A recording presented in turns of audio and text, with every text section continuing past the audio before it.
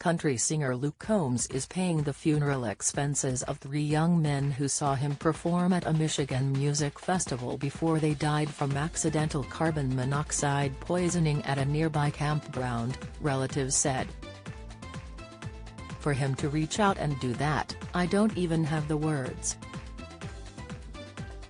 I wish I could just give him a hug, said Mika Sova, the mother of Cole Sova. Sova, 19, William Richie Mays Jr.,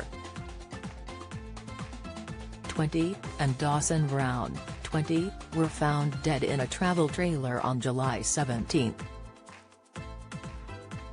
Police said the friends were exposed to emissions from a portable generator that was too close to their camper.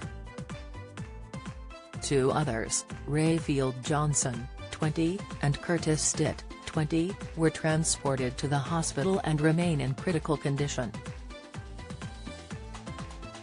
May's mother, Amy Satterthwaite, recalled how she held her son's hand the previous night during Combs' appearance at the Faster Horses Festival, a weekend show at Michigan International Speedway.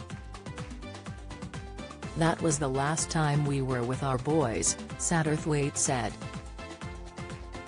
Combs had no comment about the donation, spokeswoman Asha Goodman told MLive. But Cole's mother Mika Sova didn't hold back her gratitude while talking to local news network Wilkes 10.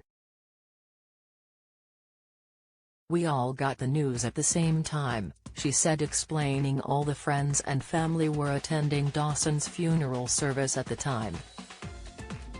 We were all there and everybody was just shocked. We just can't believe it. It warmed our hearts. We were having a rough day, and everybody was tense.